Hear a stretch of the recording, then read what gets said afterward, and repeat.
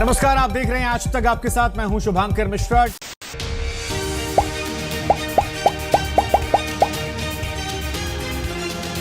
जी हां, वहीं पहुंच गए जहां से शुरुआत हुई थी। 6-7 साल पहले जब नौकरी की शुरुआत हुई थी तब भी नौकरी नहीं थी और अब एक बार फिर नौकरी नहीं है। बस इस बार चेहरे पर मायूसी नहीं है, चेहरे पर उम्मीदें हैं, मुस्कुराहट है। शायद आपका भरोसा था, इसलिए हौसला हिम्मत भी है। अब आपके सवाल पर आते हैं कि आज तक का क्या होगा गुरु। मतलब हर एक पोस्ट में आप लोगों ने एकदम डाल डाल के लिख रखा है, कमेंट में, व्हाट्सएप पर, फोन कॉल्स पर, नंबर ढूंढ ढूंढ के लोगों ने कहां से कॉल की। मतलब इंडिया, पाकिस्तान से लेकर दुबई, नेपाल, बांग्लादेश तक से फोन आ गया हमारे पास कि सर सच में छोड़ दिए। मतलब छोड़े तो हुआ क्या था, बता तो दीजिए कम से कम, हम साथ हैं। कई लोग हौसला अफजाई कर रहे थे, सर कोई टेंशन मत लीजिएगा, हम लोग हैं ना।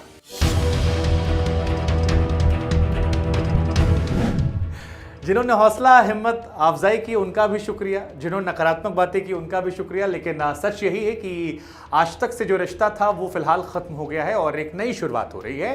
आपको एक नई चीज नजर आएगी, नया सेटअप नजर आएगा आने वाले समय में। 15 अगस्त वो तारीख है जिस दिन देश आजाद हुआ था और उसी दिन से हम भी एक नए आगाज की तरफ बढ़ेंगे।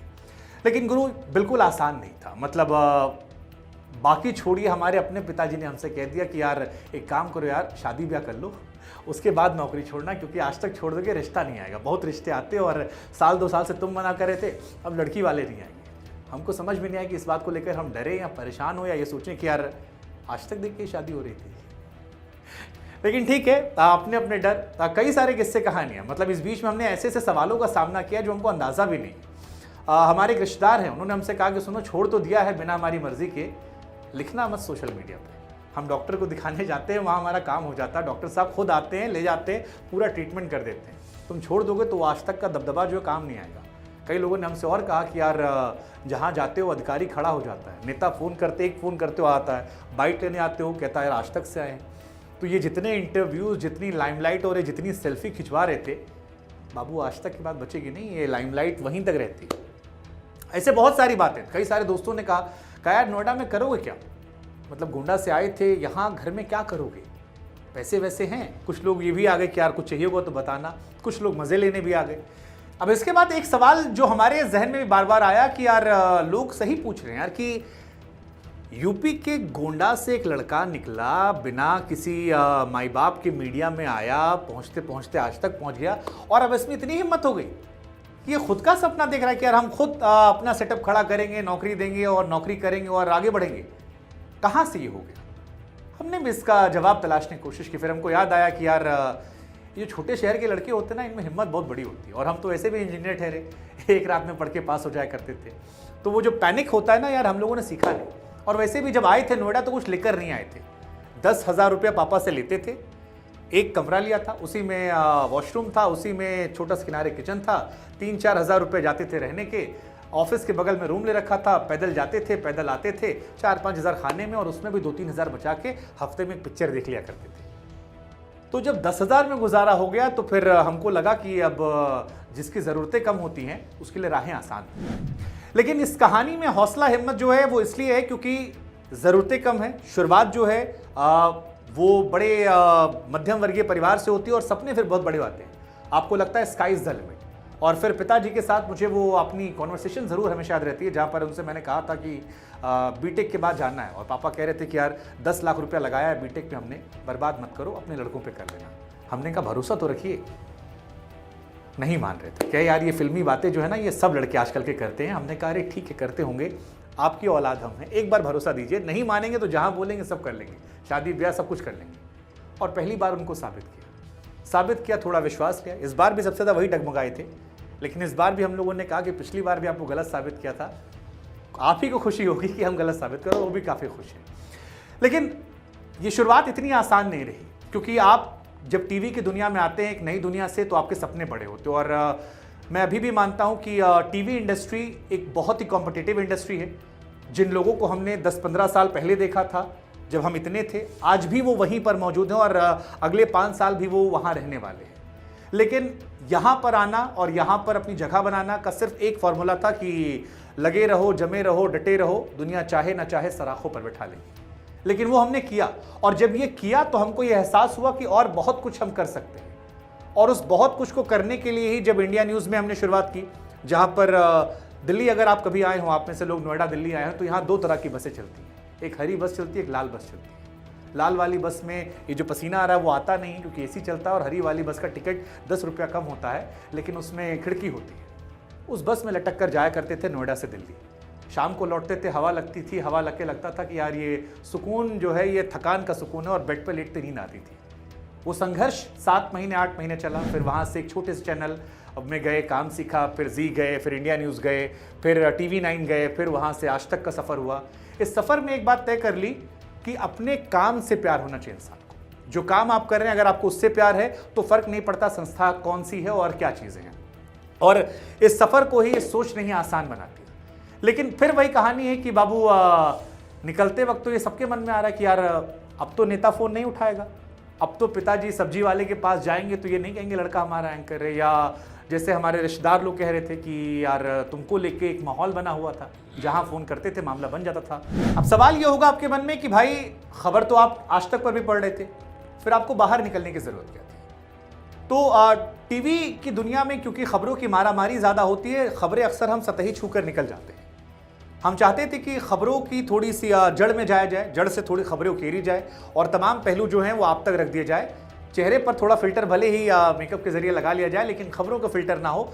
डेटा फैक्ट जिसकी आज के समय कमी है, फेक न्यूज़ के बढ़ते नैरेटिव के बीच में, वो तमाम खबरें आप तक उसी तरह से पहुंचा दी जाए। तो एक तो हमारी कोशिश ये थी। दूसरा, व्यक्तिगत तौर पर आप जानते हैं, आप में से जो लोग सुनते हैं मुझे, कि मुझे किस्से कहानियां सुनाने का बड़ा शौक है। मैं अक्सर आप लोगों को किस्से कहानियों को सुनाता रहता हूं। तो हमें लगा कि यार जिनकी कहानियां हम सुनाते हैं, क्यों ना उन्हें अपने दफ्तर में बुला लें और क्यों ना उनके साथ बैठकर वो किस्से कहानियां सुनाएं जो आप सुनना चाहते हैं, और आपके सवालों को लेकर हम उनसे सवाल करें। ये एक चीज़ थी जो मैं व्यक्तिगत तौर पर करना चाहता था, और मुझे लगता है कि आने वाले समय में जो हमारे पॉडकास्ट इंटरव्यूज़ होंगे उसमें आपके साथ मिलकर हम नेताओं को, कलाकारों को, खेल खिलाड़ियों को लेकर एक संवाद तैयार करेंगे। और हर बार आपकी भूमिका भी रहेगी, आपको भी रिसर्च करनी पड़ेगी, आपको भी तैयारियां करनी पड़ेगी, हम तो करेंगे ही, ताकि मिलकर हम सवाल पूछ सके, थोड़ा सा कान ऐसे मरोड़ें और कई सारे सवालों के जवाब ला सकें। इसके अलावा बहुत कुछ और भी है स्पोर्ट्स को लेकर, क्योंकि स्पोर्ट्स हम जानते हैं कि इंडिया में 3 चीज़ें हैं जो हर घर घर में चलती हैं। एक सियासत, दूसरा बॉलीवुड, तीसरा खेल, और इन तीनों को लेकर भी हमारी प्राथमिकताएं हैं।